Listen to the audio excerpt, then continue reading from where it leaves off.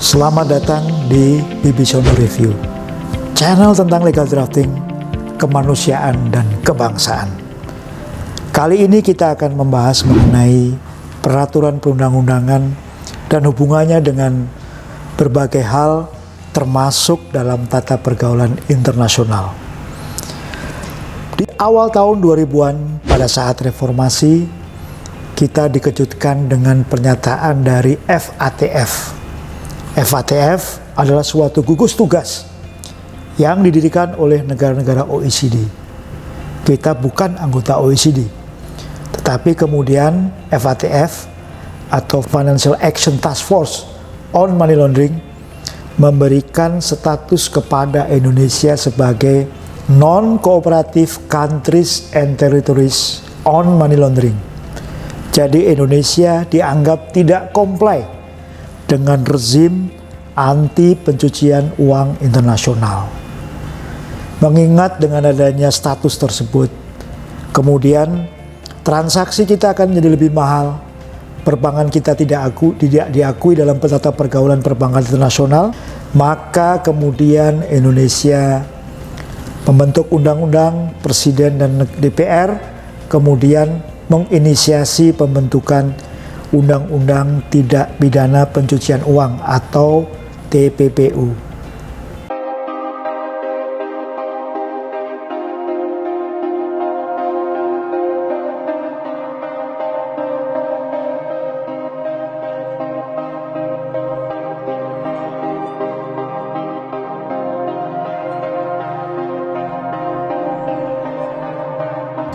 Undang-Undang Tidak Pidana Pencucian merupakan bentuk dari kriminalisasi atau membuat tindak pidana baru, yaitu sebelumnya tindak pidana pencucian uang bukan merupakan tindak pidana. Ini yang sering kemudian misleading atau istilah ini sering disalahartikan. Kriminalisasi adalah pembentukan tindak pidana baru. Misalnya tindak pidana pencucian uang, kemudian sebelumnya ada di Undang-Undang Perbankan dan Undang-Undang BI, yaitu melakukan usaha perbankan tanpa izin dari pimpinan Bank Indonesia atau sekarang OJK. Jadi kriminalisasi adalah membentuk satu tindak pidana baru. Ini harus dibedakan dengan viktimisasi, yaitu merekayasa seorang untuk seakan-akan dia bersalah. Jadi ingat ya, kriminalisasi. Jadi kalau kita perhatikan para drafter, hal ini merupakan bentuk dari tekanan internasional mengenai perlunya Indonesia menjadikan pencucian uang sebagai tindak pidana. Di masa lalu, di masa orde-orde sebelumnya, terutama di Orde Baru, marak sekali tindak pidana korupsi. Hal ini karena menyamarkan hasil atau asal-usul korupsi dalam satu sistem keuangan sehingga seakan-akan dia menjadi satu harta yang tidak berasal dari hasil kejahatan, harta yang halal, bukan merupakan tindak pidana. Sehingga hal tersebut menjadikan para pelaku tindak pidana kemudian dengan bebas menyamarkan harta yang berasal dari tindak pidana. Di pencucian uang, di tindak pidana pencucian uang, itu kemudian dikenal adanya tindak pidana pencucian uang dan kejahatan yang berasal dari kejahatan asal atau predicate crime. Korupsi, illegal logging, bahkan prostitusi itu merupakan bentuk-bentuk dari kejahatan asal. Kalau sebelumnya tindakan dari para pelaku kejahatan untuk mencuci uang bukan merupakan tindak pidana, dengan adanya tindak pidana pencucian uang, maka kemudian menyamarkan hasil usul pidana itu menjadi kejahatan tersendiri, yaitu tindak pidana pencucian uang.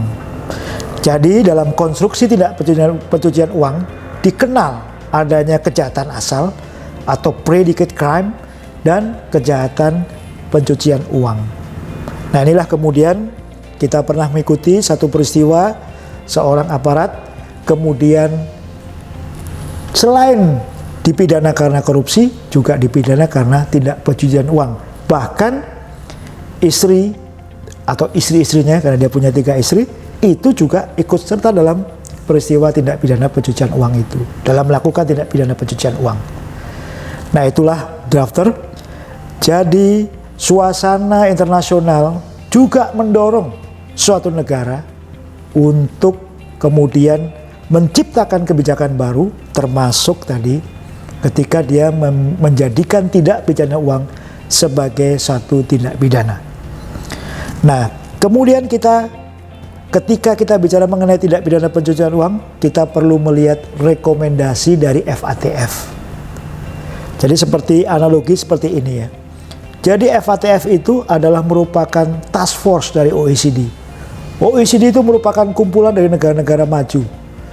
Padahal kita bukan anggota, tetapi measurement atau sanksi sebagai NCCT menjadikan kita juga tidak bisa mengakses donor dari negara-negara kaya itu.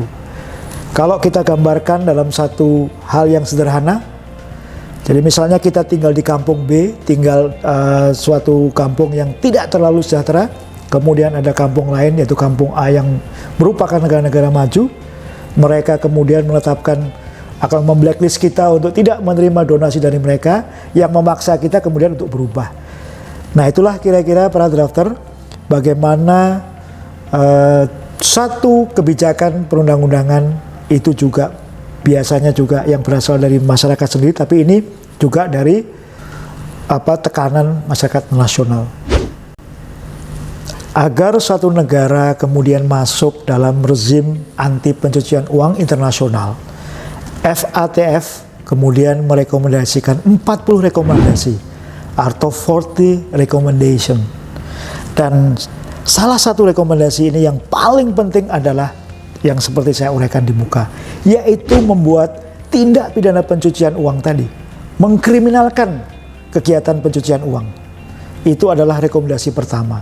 Sebelumnya di Indonesia sering banyak kontroversi. Ada yang menyatakan bahwa yang haram aja susah, apalagi yang halal. Dan ini kemudian menjadikan Indonesia tadi terkena status sebagai non-cooperative countries and territories ya.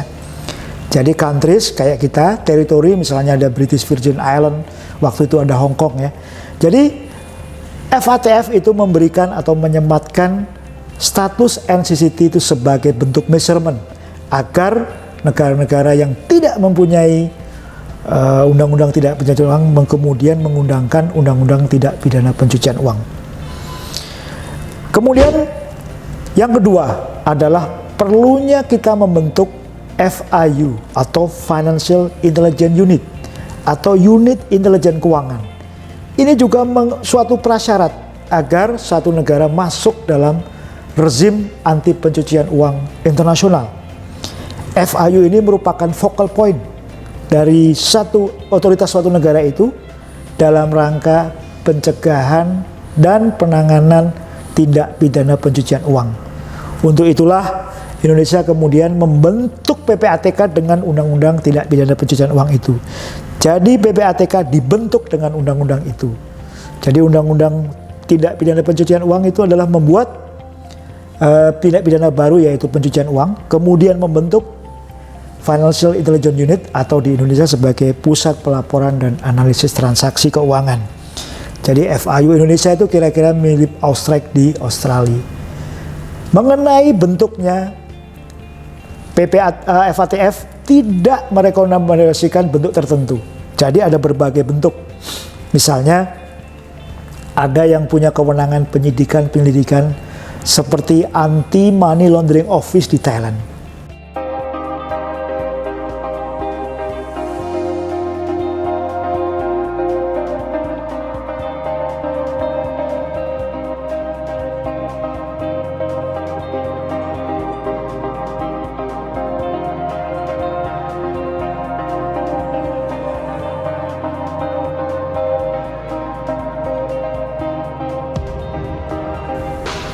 Berbicara mengenai Anti Money Laundering Office of Thailand sangat menarik.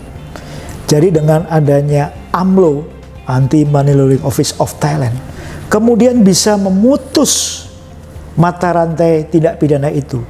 Kemudian bisa menjadi disinsentif ya bagi para pelaku kejahatan untuk melakukan kejahatan karena dia tidak bisa menggunakan uang hasil kejahatannya. Contoh kalau kita lihat ya dulu di perbatasan Thailand, Myanmar dan Laos ya, itu ada segitiga emas. Nah kemudian dengan adanya AMLO dan pencucian uang menjadi tidak pidana, kemudian para bandar narkoba itu diputus mata rantainya sehingga dia tidak bisa menggunakan hasil dari tindak pidana itu. Kemudian juga AMLO Thailand menyita, dia punya kewenangan untuk menyita. Jadi gedung yang diberikan oleh AMLO di Bangkok itu merupakan hasil sitaan dari kejahatan tindak pidana pencucian uang yang kejahatan asalnya atau predicate crime-nya adalah narkoba. Jadi FIU beragam bentuk dan kewenangannya. Indonesia memilih seperti Austrek, yaitu Pusat Pelaporan dan Analisis Transaksi Keuangan. Dia hanya merupakan atau mempunyai kewenangan penyelidikan awal. Nah kalau kita lihat di berbagai negara yang tadi AMLO, dengan tingkat kejahatan pencucian uang yang tinggi, mereka kemudian menjadikan AMLO sebagai focal point untuk memutus mata rantai kejahatan. Karena ujung dari kejahatan itu biasanya lah upaya untuk menyamarkan hasil dari tindak pidana kejahatan itu. Di Chicago ada contoh menarik di awal tahun 1900-an yang merupakan cikal bakal dari pencucian uang.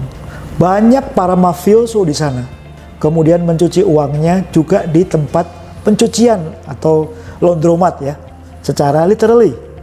Nah itulah kemudian muncul genre baru yaitu tindak pidana pencucian uang yang berupaya untuk memutus siklus dari kejahatan. Kembali kepada FIU, tadi FIU tidak memberikan rekomendasi mengenai bentuk dan kewenangan tertentu dari FIU di masing-masing negara. Tetapi sekali lagi tindak pidana pencucian uang sebagai tindak pidana cross border itu juga mensyaratkan adanya kerjasama dari FIU internasional. Makanya kemudian ada kumpulan FIU internasional yang disebut sebagai Ekman Group. Ekman Group itu merujuk kepada satu istana yang digunakan untuk konferensi pertama di Belgia.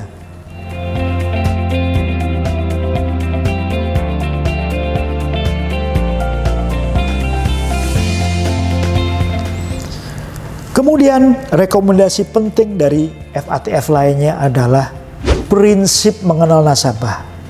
Jadi kalau zaman dahulu kita ke bank, kita nggak akan ditanya mengenai asal-usul uang kita, simpanan kita. Tetapi sekarang bank atau penyedia jasa keuangan lainnya juga asuransi wajib menerapkan know your customer principle atau prinsip mengenal nasabah. Jadi kalau kita pinjam tagline PPTK, kalau bersih kenapa kita risih? Jadi kalau kita datang ke bank, teller bertanya kepada kita, bukan berarti dia akan mengulik kehidupan pribadi kita. Dia memang punya kewajiban untuk menerapkan know your customer principle atau prinsip mengenal nasabah. Saat ini prinsip mengenal nasabah tidak hanya digunakan untuk penyedia jasa keuangan, namun juga untuk toko emas, jual beli pertanahan, para pemberi jasa yaitu lawyer dan akuntan publik. Para drafter yang tadi saya sampaikan merupakan salah satu contoh bagaimana kita menginisiasi peraturan perundang-undangan agar kita comply, agar kita masuk dalam peradaban rezim anti money laundering internasional. Demikian para drafter, semoga bermanfaat terus atau stay tune dalam channel ini.